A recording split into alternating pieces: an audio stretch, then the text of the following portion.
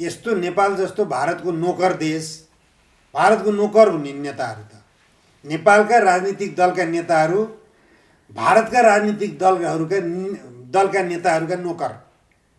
कुनै कुरो बोल्न सक्छन् नेपालको हितमा भारतीय नेताहरूका अगाडि? के कुरो बोलेका छन् भन्नुहोस् त? सारा नेपालको जलसम्पदा जति लगिसक्यो भारतले। यो विवादित काम गर्दै जाँदाखेरि यिनीहरूकै कुकर्मले जन्माएको त हो कि राष्ट्रिय स्वतन्त्र पार्टी। तपाईँ नेपाली काङ्ग्रेस, नेकपा एमाले, नेकपा माओवादी केन्द्र, यिनी तीनवटा पार्टीले राम्रो तरिकाले जनताको आवाजलाई सम्बोधन गरिदिएको भए, देशको आवश्यकतालाई बुझेर काम गरिदिएको भए यिनीहरूकै लोकप्रियता बढेर जान्थ्यो नि। विनोद चौधरीले बाहिर लग्नुभन्दा नेपालमा नयाँ उद्योगहरू खोलुन् न, नयाँ उद्योगहरू खोलुन्, नयाँ उत्पादनहरू देऊन्, नयाँ रोजगारीहरू सृजना गरून्। त्यो हो नि त तरिका। राज्यले पनि नगर्ने, निजी क्षेत्रका व्यापारीहरूलाई पनि रोक्न नसक्ने, अनि विदेशबाट आऊ लगानी गर लुटा जाऊ, त्यही त हो कुरो। निमकान्त पाण्डे सरलाई हाम्रो च्यानलहरूमा स्वागत छ। धन्यवाद। अब नेपालको राजनीतिमा अहिले होइन सञ्चार माध्यमहरूमा पनि अलिकति नबुझिने होइन चित्त नबुझ्ने कुराहरू आइरहेको छन् होइन। सञ्चार माध्यमहरूको कुराहरूलाई लिएर तपाईँको विचार पनि सुनौ न अलिकति। के विषयमा? जस्तो एउटा पत्र 24 घण्टाभित्र हटाउनु भन्ने निर्देशना आएको छ होइन। त्यो प्रेस काउन्सिलको पत्रको कुरा गर्नुभयो तपाईँले। यो एउटा युट्युबमा अडियो रेकर्डिङ सहितको अख्तियार सर्वोच्च अदालत र केही वकिलहरू, न्यायाधीशहरू जोडिएको प्रकरण र कान्तिपुरका कैलाश सिरोयाजी, अन्नपूर्णका रामेश्वर थापाजीहरू जोडिएको एउटा काण्ड सार्वजनिक भएको छ। त्यसलाई सङ्केत गर्न खोज्नुभयो होला तपाईँले। त्यो मलाई पनि अनौठो लागेको छ। त्यस्तोसम्म पनि हुँदो रहेछ त? घटना रहस्यमय छ। आवाजहरू आएका छन्, रेकर्डिङ आवाजहरू छन्। रेकर्डिङ आवाज जुन व्यक्तिका आवाज छन्, ती व्यक्तिले मेरो आवाजै होइन, मेरो जस्तै आवाज बनाएर रेकर्ड गरेको हो भनेर प्रतिवाद पनि गरिरहेका छन्। अवस्था यो देखिएको छ। तर आश्चर्यजनक हो, अब यो घटनाको अनुसन्धान हुँदै जाला। तर प्रेस काउन्सिलले जुन ढङ्गले पत्राचार गर्यो, उजुरी पर्दैमा त्यसको कुनै छानबिन नगरेर एकैपटक रेकर्डिङ डिलिट गर, युट्युबबाट तेरो भिडियो हटा भनेर पत्र लेखिएको छ। त्यो अलि हतार हो कि जस्तो लाग्छ मलाई। हुनुपर्ने चाहिँ के थियो? होइन, प्रेस काउन्सिलले अनुगमन गर्ने हो, सही गलत के हो। कुनै सञ्चारकर्मीले उजुरी गर्दैमा त्यो सञ्चारकर्मीको संलग्नता छैन भन्न मिल्दैन। समाचार आयो, समाचार आइसकेपछि ल ठिक छ, युट्युबको त भिडियो हटाउन लगामला हामीले। कुनै प्रिन्ट अखबारमा समाचार प्रकाशन भयो, त्यो समाचारको खण्डन गरे पनि प्रकाशित समाचार त डिलिट हुँदैन नि।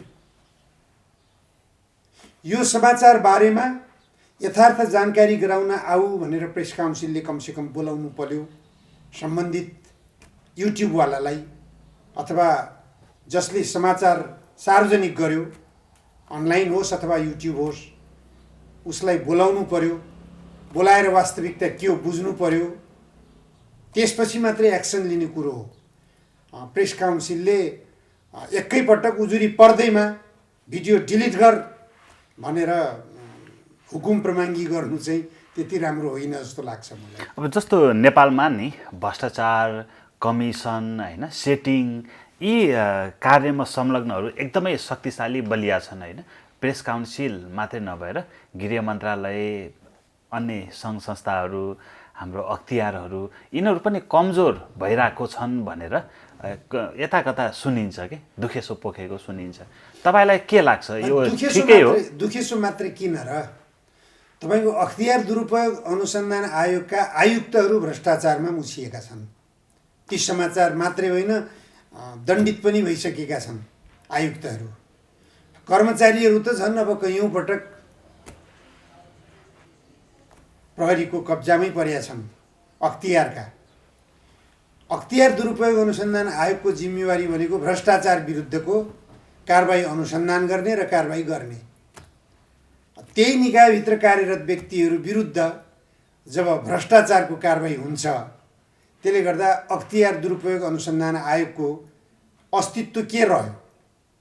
एउटा प्रश्न।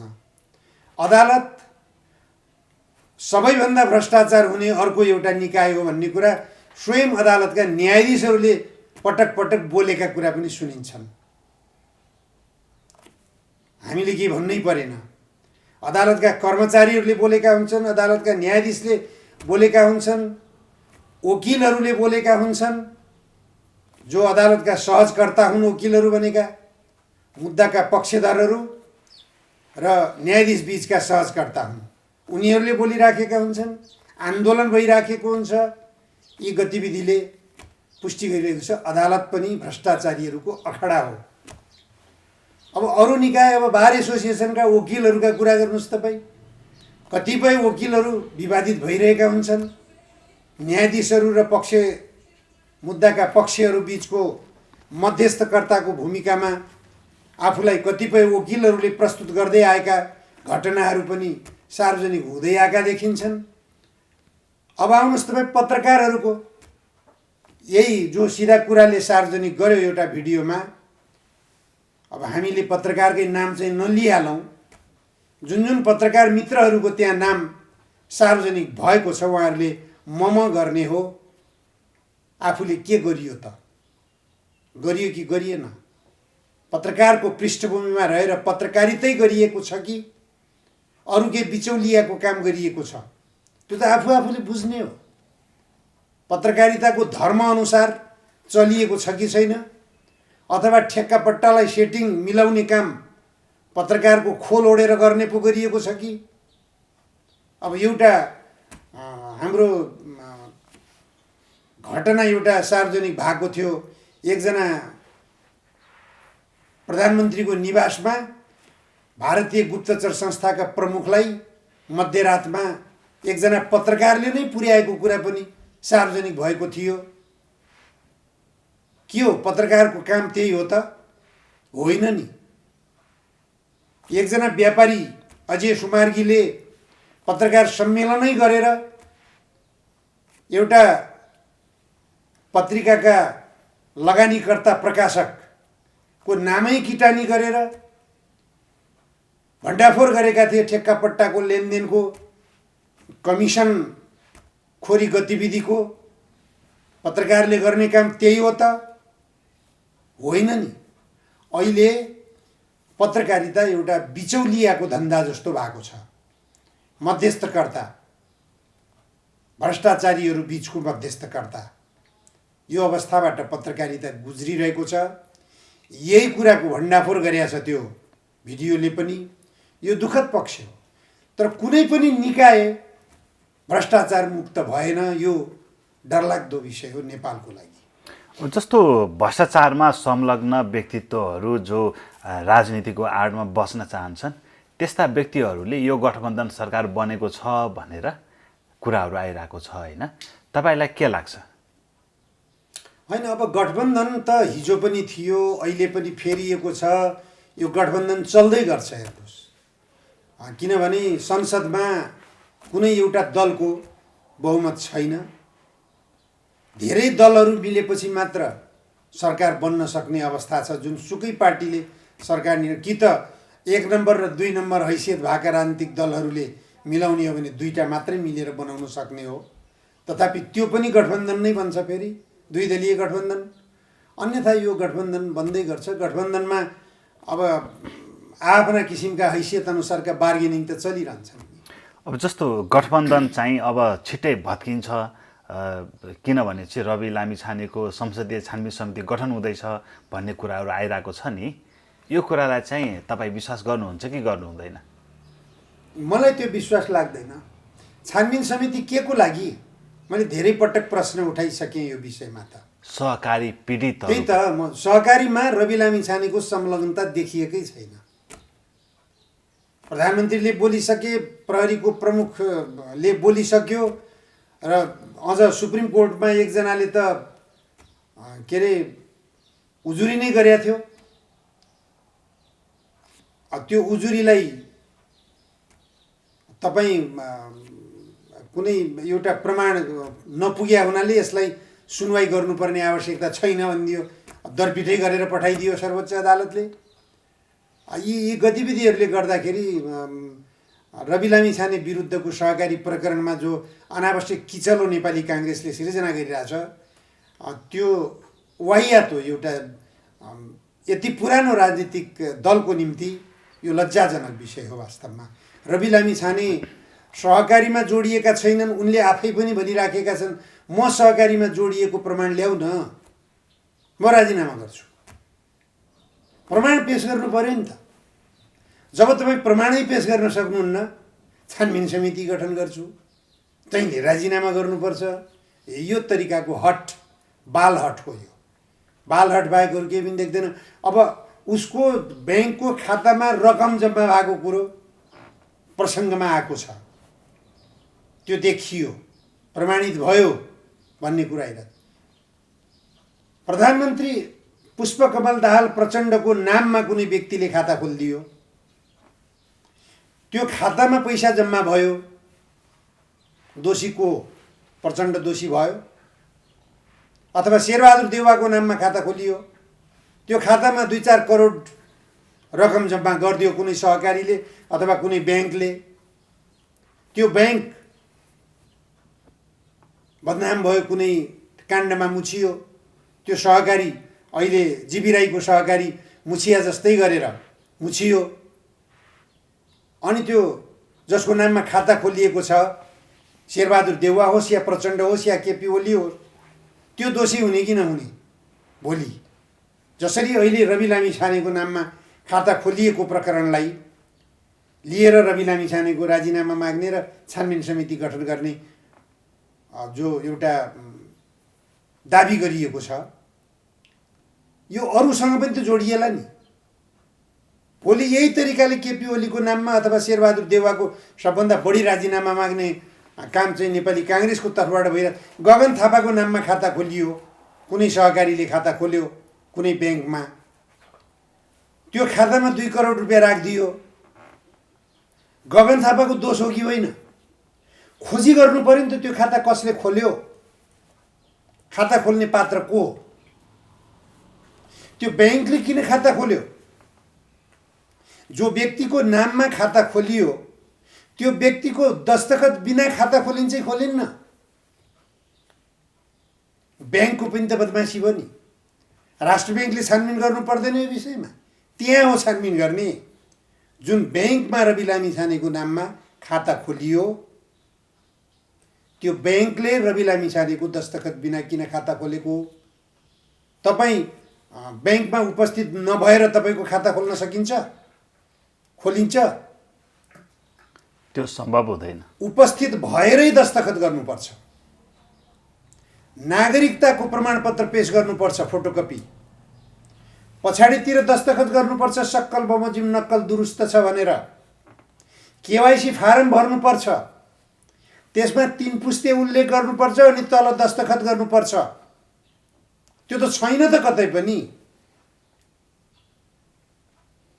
रवि लामिछानेले बोलिरहेछन् यो कुरो, हामीले बोले त होइन, हामीले रवि लामिछानेको पक्षधर्ता लिएको त होइन, हामी त न्यायिक कुरो बोलिरहेका छौँ।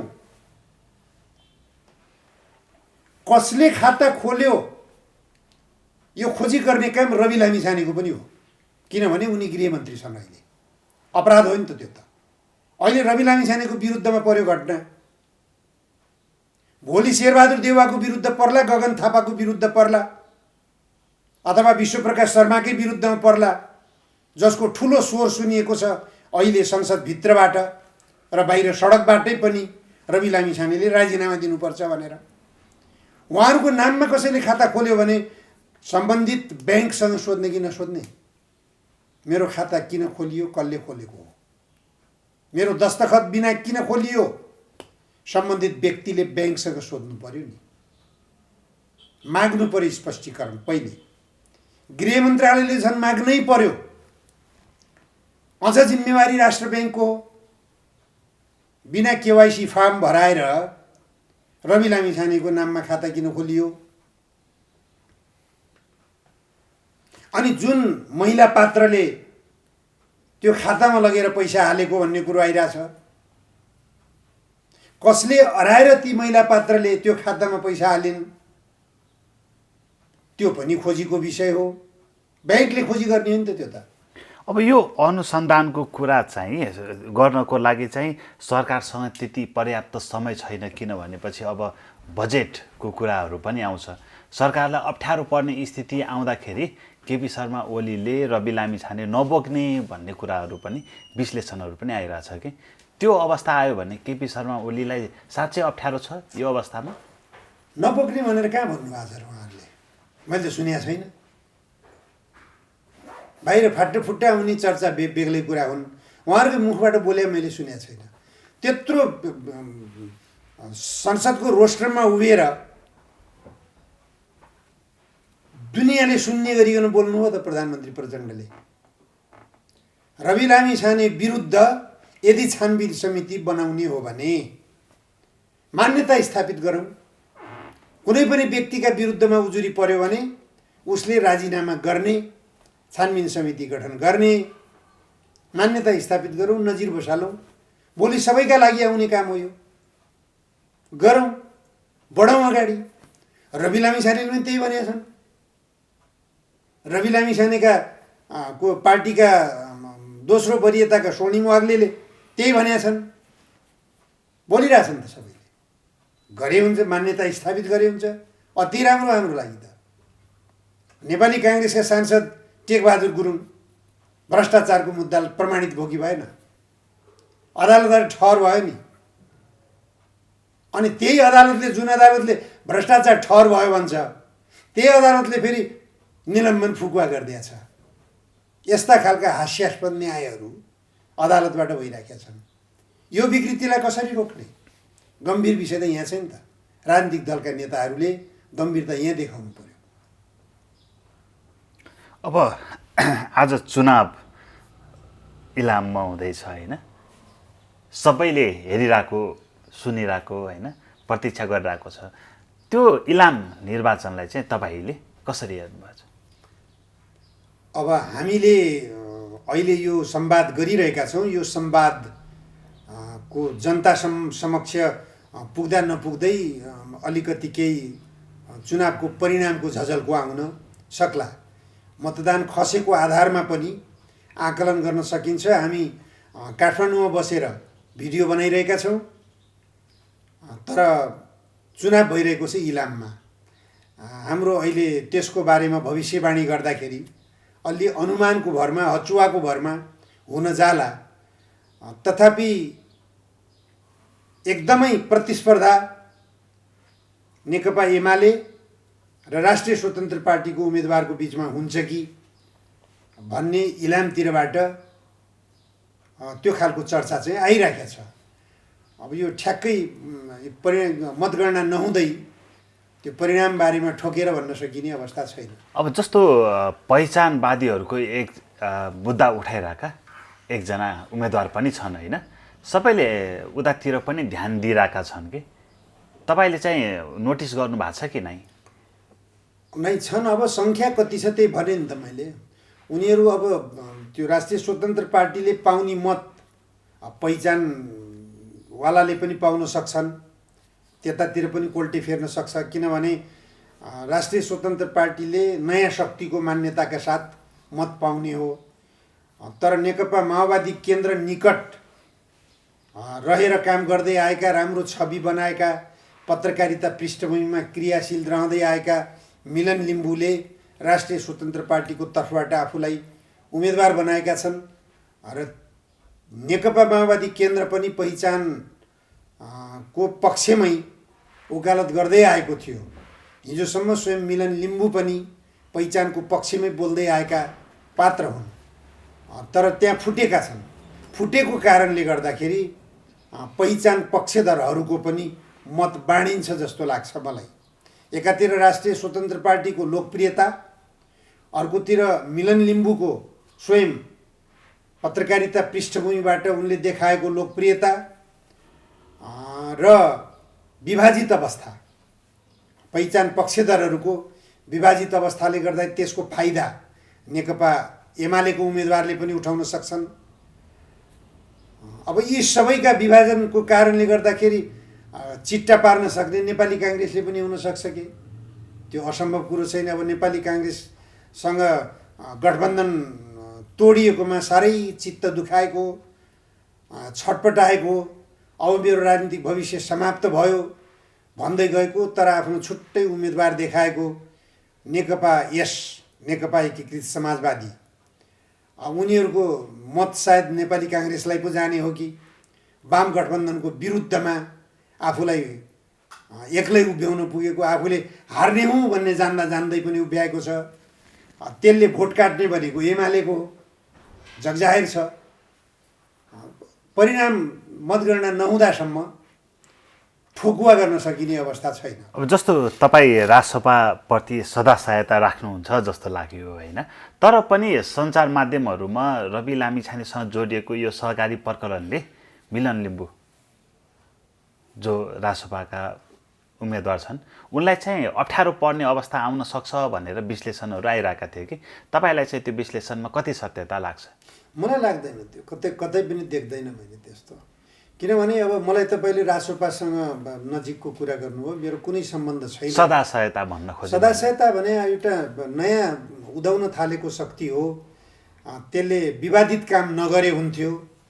त्यो पार्टीको तर्फबाट सरकारमा जिम्मेवारीमा बसेकाहरूले जनपक्षीय काम गरे हुन्थ्यो भन्ने लाग्छ। किनभने पुराना राजनीतिक दलका नेताहरूले जनअपेक्षित काम चाहिँ गरेनन्, सर्वत्र विवादित काम गर्दै आए। यी विवादित काम गर्दै जाँदाखेरि यिनीहरूकै कुकर्मले जन्माएको त हो कि राष्ट्रिय स्वतन्त्र पार्टी। तपाईँ नेपाली काङ्ग्रेस, नेकपा एमाले, नेकपा माओवादी केन्द्र, यिनी तीनवटा पार्टीले राम्रो तरिकाले जनताको आवाजलाई सम्बोधन गरिदिएको भए, देशको आवश्यकतालाई बुझेर काम गरिदिएको भए यिनीहरूकै लोकप्रियता बढेर जान्थ्यो नि।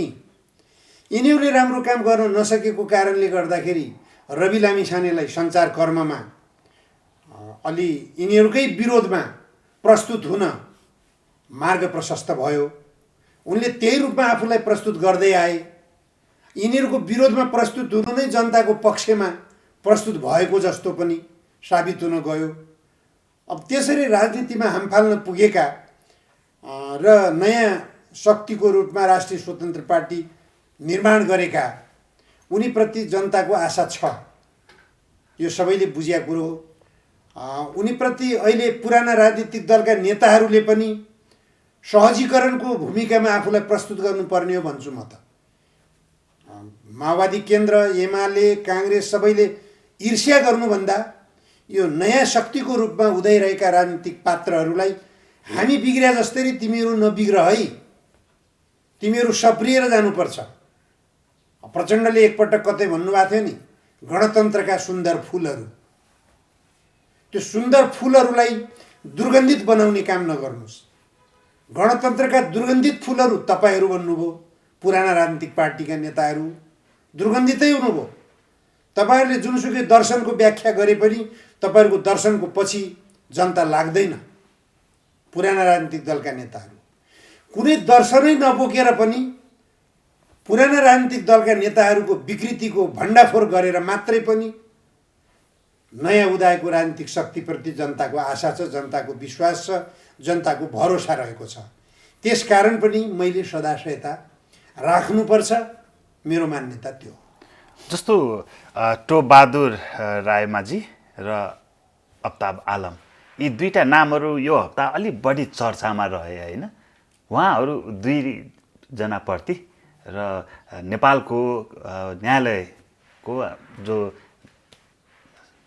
आयो होइन आदेश भनौँ, फैसला, त्यो कुरामा तपाईँको राय के छ? अफ्ताब आलम अब अपराधका प्रकृति फरक छन्, अफ्ताब आलम गम्भीर खालको अपराध गरेका पात्र हुन् र टोपबहादुर रायमाझी गम्भीर खालको भ्रष्टाचार गरेका अपराधी हुन्। अपराध त अपराधै हो, तर जिउँदै मान्छेलाई लगेर इट्टा भट्टाको आगोमा हाल्नु र जनतालाई नक्कली शरणार्थी बनाएर अमेरिका पठाउँछु भनेर पैसा लुट्नु फरक खालका अपराध हुन्। अफ्ताब आलमको विरुद्धमा जो अदालतले निर्णय गर्यो त्यो निर्णयलाई अस्वाभाविक मान्न सकिँदैन, स्वाभाविक मान्न सकिन्छ। तर टोपबहादुर रायमाझीको हकमा जे निर्णय गरियो, बालकृष्ण खाँडले उन्मुक्ति पाउने, तारिखमा बसेर मुद्दाको पूर्वपक्ष गर्न पाउने, टोपबहादुर रायमाझीहरूले किन नपाउने? मेरो अगाडि यो प्रश्न चाहिँ तेर्सिएको छ।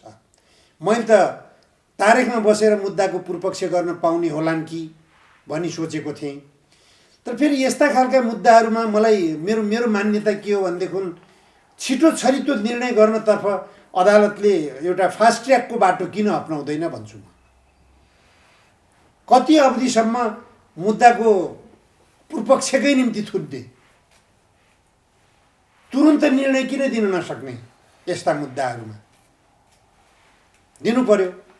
बालकृष्ण खाँडलाई छोडियो, फेरि उनलाई किन छोडियो? तत्कालीन अवस्थामा सत्ता सहयात्री। अनि अर्को कुरो, तपाईँको बालकृष्ण खाँडलाई थुन्ने न्यायाधीशलाई दुर्गम सरुवा गरियो।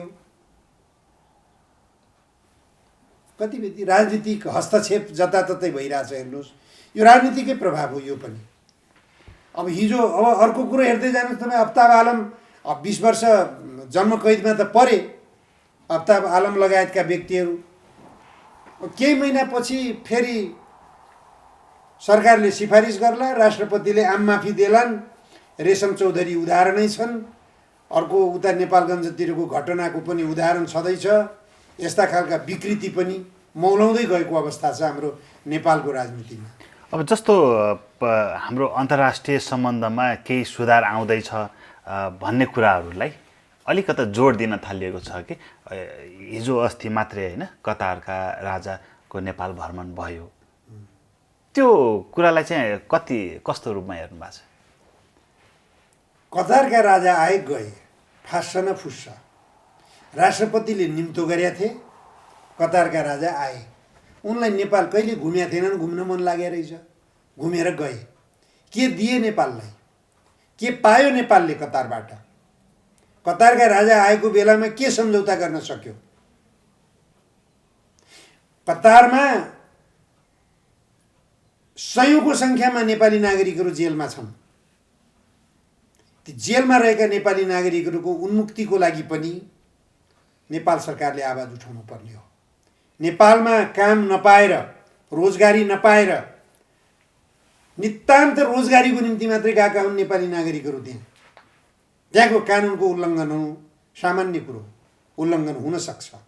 काम गर्ने क्रममा उल्लङ्घन हुन सक्छ कानुनको उल्लङ्घन हुँदा बित्तिकै उनीहरू कतारको कानुन आकर्षित भएर उनीहरू जेलमा जानु स्वाभाविक पनि हुन्छ। कतार राजतन्त्रात्मक मुलुक हो।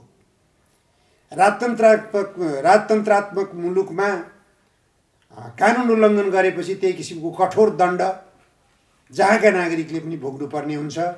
इभन कतारकै नागरिकले पनि भोग्छन्। त्यति पनि गर्न सकेन नेपालले।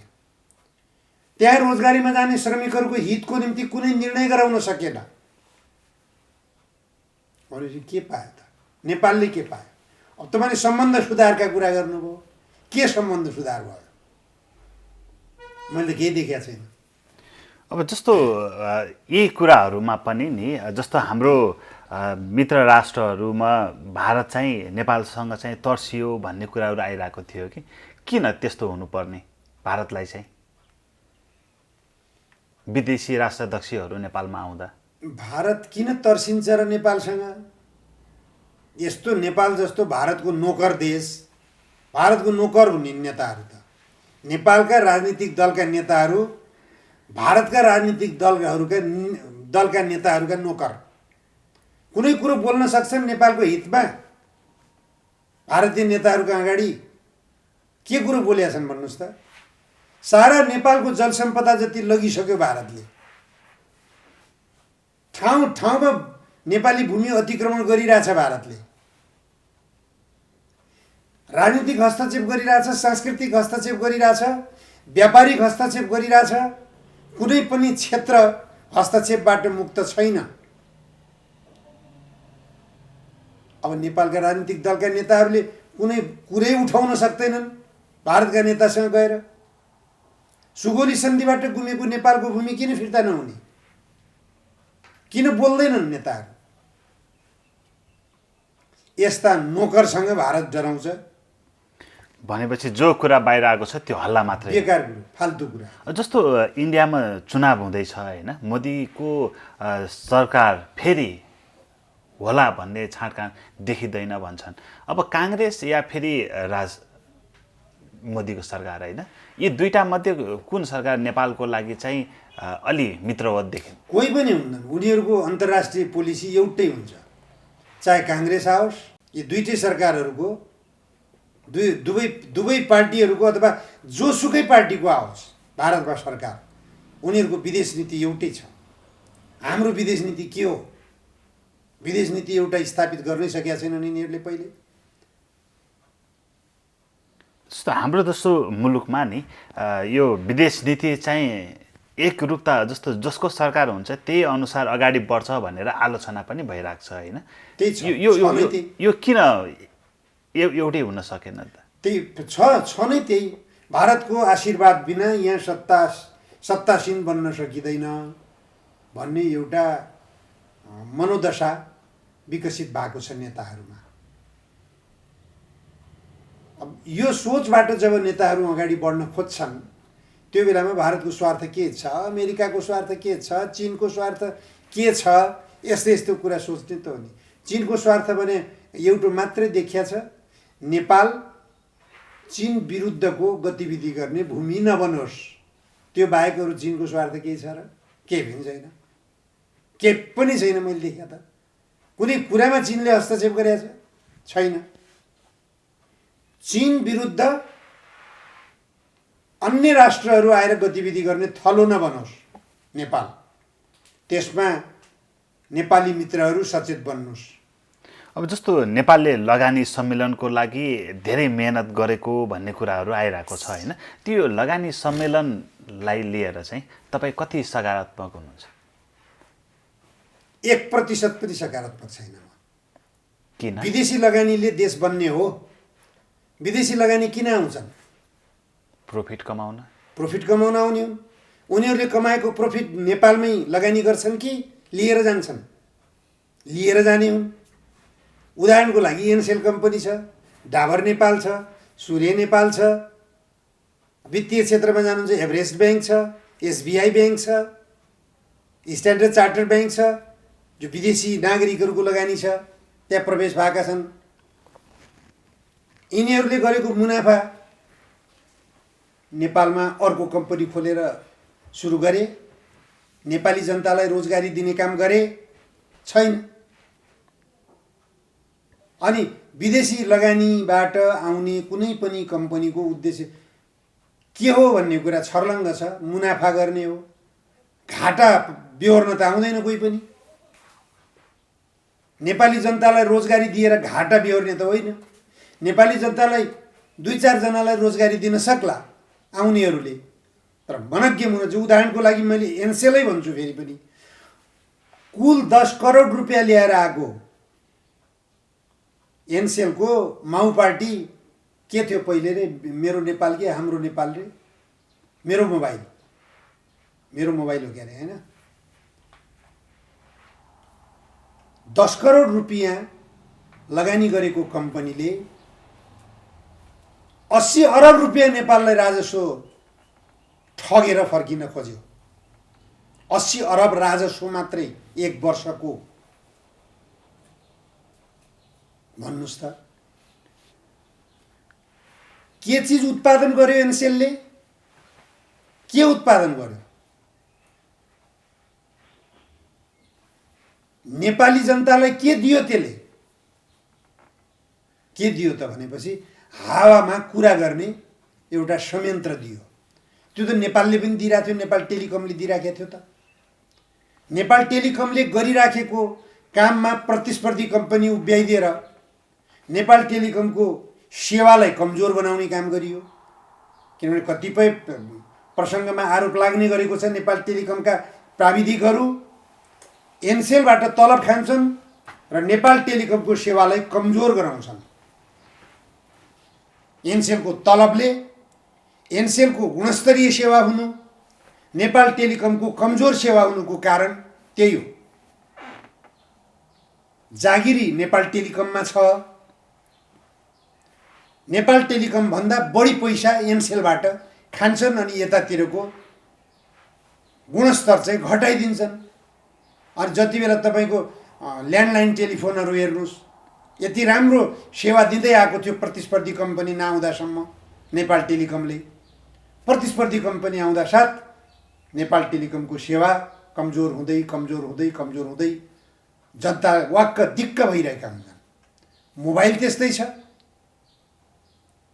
तपाईँले एनटिसी नेपाल टेलिकमको मोबाइल प्रयोग गर्नुहोस् र एनसेलको मोबाइल प्रयोग गर्नुहोस्, महँगो हुँदाहुँदै पनि एनसेलको प्रयोग गर्न रमाउँछन् मान्छेहरू।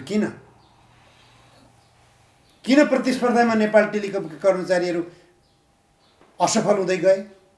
यो प्रश्न आउँछ नि त गम्भीर। जस्तो यो लगानी सम्मेलनलाई अलिकति भए पनि प्रभावकारी, अलिकति भए पनि फाइदाजनक हुने होइन, यसलाई यो तरिकामा अगाडि बढ्नलाई नेपाल सरकारलाई तपाईँको सल्लाह सुझाव कस्तो हुनेछ?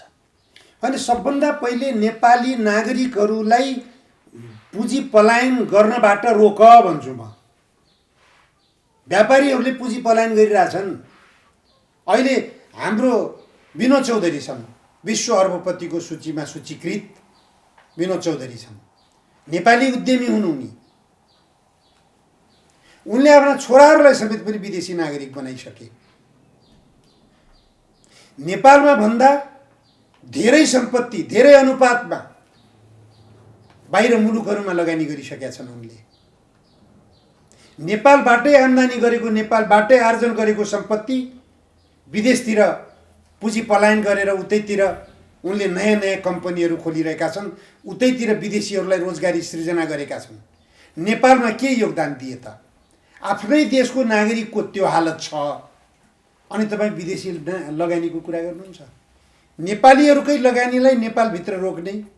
विनोद चौधरीले बाहिर लग्नुभन्दा नेपालमा नयाँ उद्योगहरू खोलुन् न, नयाँ नयाँ उद्योगहरू खोलुन्, नयाँ नयाँ उत्पादनहरू देऊन्, नयाँ नयाँ रोजगारीहरू सृजना गरून्। त्यो हो नि त तरिका।